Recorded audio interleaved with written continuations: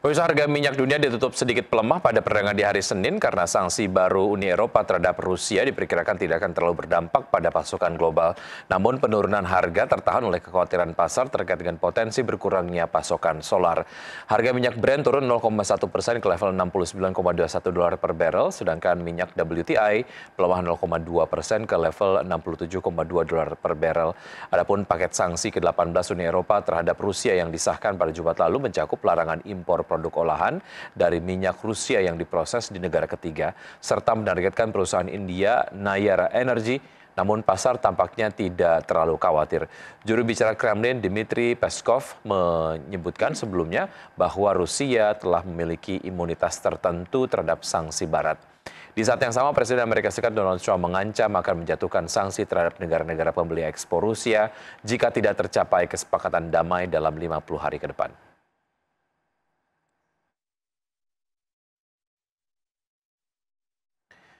Menjelang batas waktu pemberlakuan tarif pada 1 Agustus, Menteri Keuangan Amerika Serikat Scott Bessent menyatakan pemerintahan Trump tidak terburu-buru dalam mencapai kesepakatan tarif.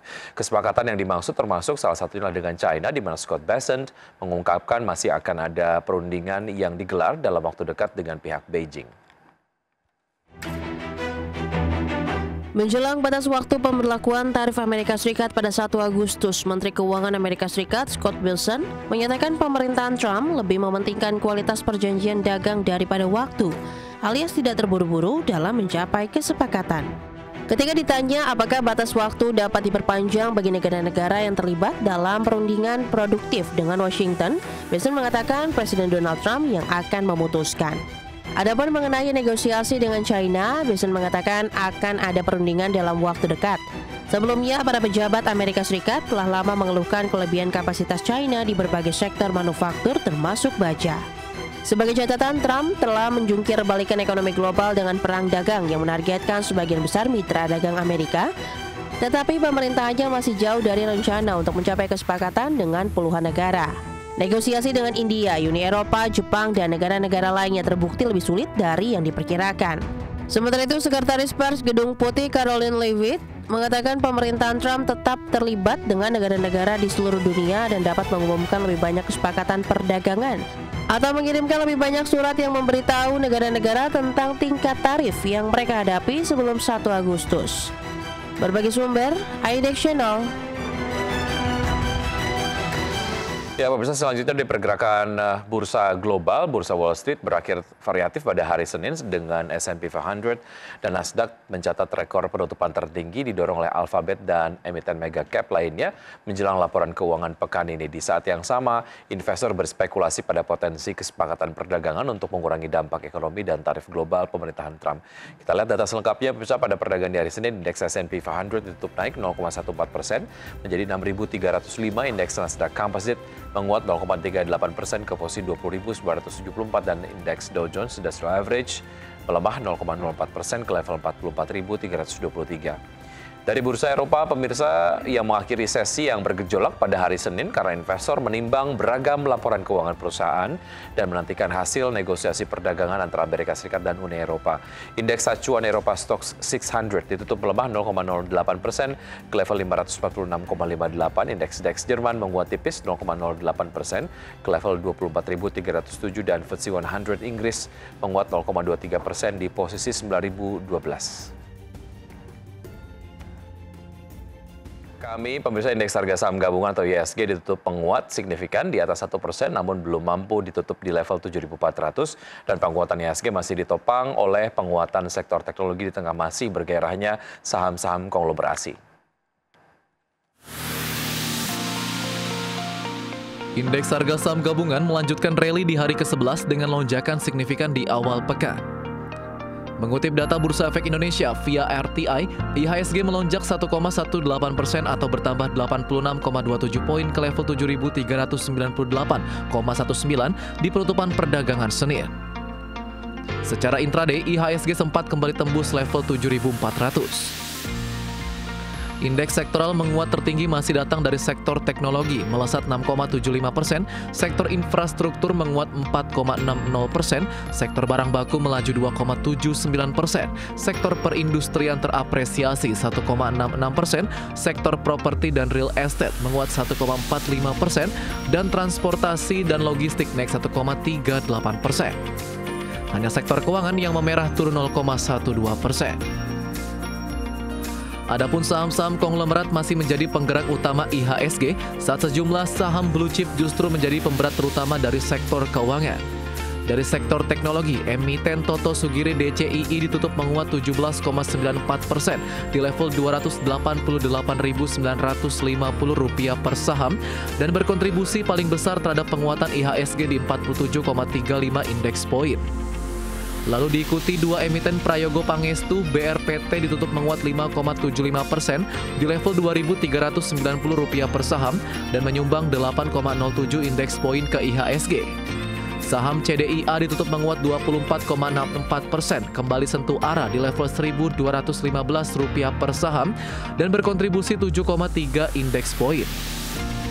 Saham konglomerat lain yang juga menjadi penggerak IHSG, PANI, ditutup menguat 10,42% di level Rp5.625 per saham dan berkontribusi ke IHSG di 6,12 indeks poin.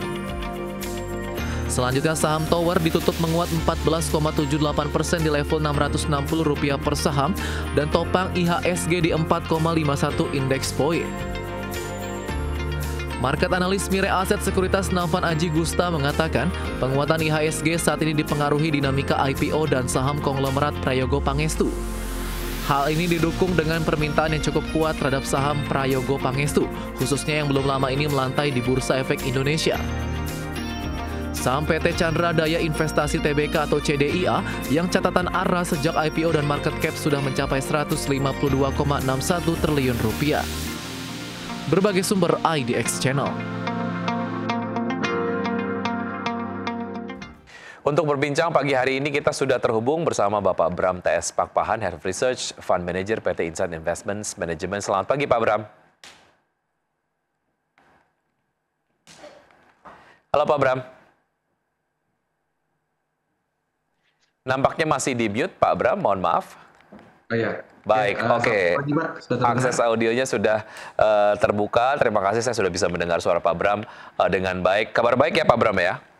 Kabar baik, kabar baik. Terima kasih sudah bergabung Pak Bram. Bicara mengenai kesepakatan tarif antara Amerika Serikat dan juga Indonesia, ada beberapa sektor yang mendapatkan berkah kurang lebih seperti itu Pak Bram. Di antaranya adalah ada sektor kesehatan, kemudian juga pangan, dan lain sebagainya lah. Kesehatan juga diuntungkan begitu. Nah, bagaimana kemudian analisis Anda terkait dengan sektor-sektor ini dan rekomendasinya seperti apa Pak Bram?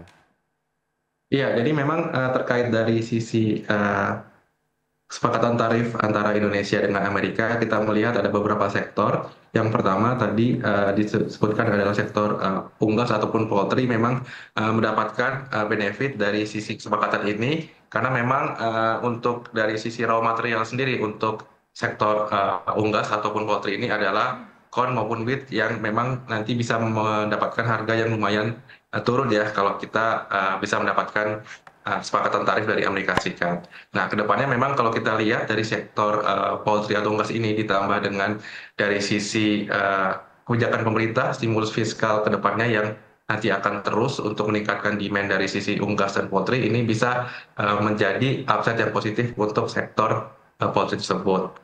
Nah, selanjutnya kalau kita lihat juga dari sisi sektor kesehatan, ini bisa menjadi benefit yang positif juga terkait memang dari sisi impor untuk advanced medical equipment untuk di Amerika sendiri itu kalau misalnya dapat kesepakatan antara Amerika dan Indonesia itu akan menurunkan biaya dari sisi perusahaan-perusahaan farmasi di Indonesia. Jadi memang ini bisa menurunkan cost untuk perusahaan-perusahaan di sektor kesehatan dan yang nantinya akan bisa meningkatkan margin untuk perusahaan tersebut. Nah, yang ketiga, kalau kita lihat juga ada sektor logam ya ataupun metal mining, ini bisa mendapatkan manfaat juga karena memang dari sisi demand dari Amerika tersebut, kalau kita lihat sangat untuk material-material logam ini bisa menambah dari sisi ekspektasi earnings untuk perusahaan-perusahaan di sektor logam yang ada di Indonesia. Terutama memang kalau kita lihat dari sisi pemerintah juga cukup menggalakkan ya investasi downstreaming terutama di nikel yang memang ditargetkan bisa terus tumbuh terutama di tahun 2025 ini. Baik Inco dan juga Antam di perdagangan kemarin cukup mengalami pergerakan yang sangat menarik. Nanti kita bahas secara detail begitu ya. Lalu rekomendasi Anda terhadap sektor-sektor ini seperti apa Pak Bram? Apakah memang ini kemudian menjadi sebuah momen yang bisa langsung masuk saja atau selektif buy saja untuk beberapa sektor-sektor tertentu? Untuk sektor ini kalau saya prinsipnya itu kita mungkin bisa beli secara bertahap dulu Pak. Jadi memang kita lihat momentum sekarang karena udah ada katalis yang positif kita bisa masuk, cuman memang tidak seluruh dari portfolio ya. Jadi kita bisa masuk secara bertahap mungkin sekitar 20-30% dan nanti kita akan lihat lagi apakah memang dari sisi kebijakan nantinya yang nanti akan diimplementasikan terkait kesepakatan antara Amerika Serikat dan Indonesia ini bisa berhasil dijalankan sesuai dengan yang ditetapkan atau tidak. Nah, kalau misalnya nanti sejalan, pastikan nanti akan menjadi tambahan katalis lagi untuk Indonesia, jadinya kita bisa menambah posisi lagi, Pak. Kurang lebih seperti itu. Baik, secara spesifik begitu saham-saham yang terdapat di sektor-sektor yang tadi kita sudah bahas, mana saja yang menarik perhatian Anda, Pak Bram? Saham-sahamnya ada 4 saham ya. Jadi yang pertama untuk sektor poultry itu saya tertarik dengan Cepin dan juga Java yang memang kalau kita lihat dari sisi harga livebird sendiri itu sudah stabil ya di atas 18.000. Jadi memang dari sisi Cepin dan Java ini dengan valuasi yang di awal tahun itu sudah sangat murah dan kedepannya dengan ada ekspektasi katalis ini bisa mendapatkan upside yang lumayan signifikan ya, mungkin kurang lebih sekitar 15-20% dari harga sekarang. Nah, yang kedua untuk dari sisi logam ada Antam dan juga Inco yang memang kemarin sudah naik duluan, tapi mungkin saya melihatnya masih ada potensi upside sampai akhir tahun untuk kedua saham tersebut karena memang tadi katalis dari kesepakatan dagang RI dan Amerika Serikat. Nah, yang ketiga dari sisi sektor kesehatan ada Kalbe ya, yang memang kalau kita lihat dari sisi perusahaan farmasi Kalbe ini memang perusahaan yang cenderung defensif ya terkait ketegangan geopolitik. Jadi memang dari sisi demand cukup stabil dan diharapkan nanti ketika raw material dari Amerika itu bisa turun, itu bisa meningkatkan margin dari perusahaan Kalbe Pharma Pak, atau Kalbe.